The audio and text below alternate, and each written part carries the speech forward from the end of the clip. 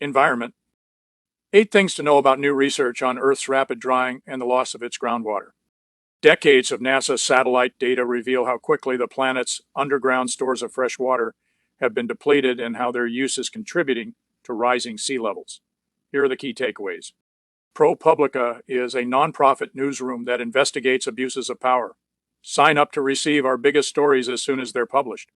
The continents are rapidly drying out and the Earth's vast freshwater resources are under threat, according to a recently released study based on more than 20 years of NASA satellite data. Here are the report's key findings and what they portend for humankind. Much of the Earth is suffering a pandemic of continental drying, affecting the countries containing 75% of the world's population, the new research shows. The study, published in the journal Science Advances, examined changes to Earth's total supply of fresh water and found that nearly 6 billion people live in the 101 countries facing a net decline in water supply, posing a critical emerging threat to humanity. Mining of underground freshwater aquifers is driving much of the loss.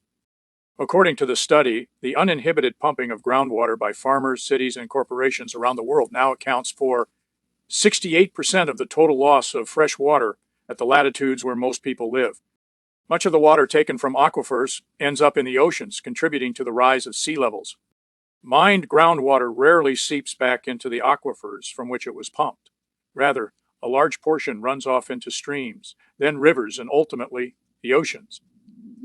According to the researchers, moisture lost to evaporation and drought, plus runoff from pumped groundwater, now outpaces the melting of glaciers and the ice sheets of either Antarctica or Greenland as the largest contributor of water to the oceans. Water from land has become a leading driver of sea level rise. Most of the water loss from drying regions is from groundwater pumping, which ultimately shifts fresh water from aquifers into the oceans. Drying land and aquifers, melting glaciers.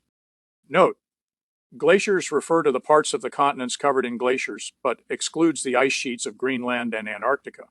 Drying land and aquifers refer to the water lost by the continents in areas not covered by glaciers, including river flow and evaporation. Groundwater loss accounts for 68% of the drying in those places.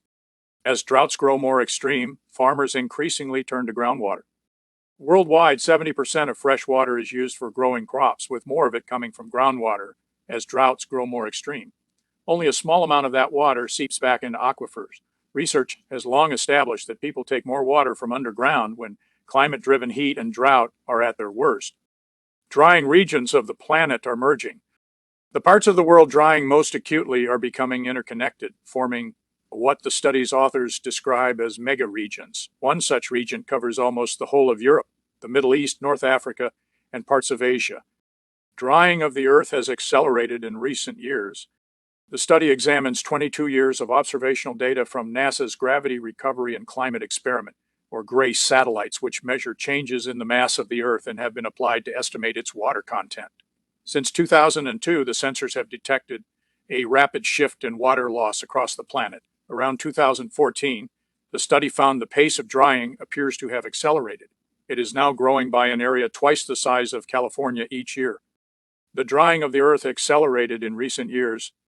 The dramatic depletion of groundwater and surface water, plus the melting of glaciers between 2014 to 24, has connected once separate arid places, forming mega-drying regions that stretch across whole continents. Note, data is for February 2003 to December 2013 and January 2014 to April 2024.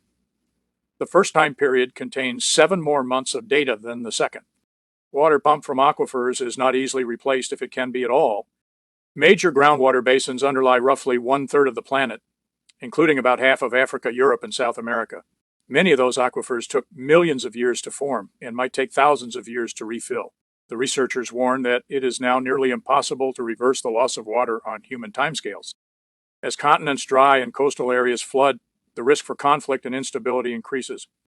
The accelerated drying, combined with the flooding of coastal cities and food-producing lowlands, heralds potentially staggering and cascading risks for global order, the researchers warn. Their findings all point to the likelihood of widespread famine, the migration of large numbers of people seeking a more stable environment, and the carry-on impact of geopolitical disorder. Data source, Grishikesh Chandan Purkar. James S. Famiglietti, Kaushik Gopalan, David N. Vies, Yoshihide Wada, Kaoru Kakinuma, John T. Rieger Fanjang, 2025. Unprecedented continental drying, shrinking freshwater availability, and increasing land contributions to sea level rise. Science advances. www.science.org/doi/10.1126/SciD.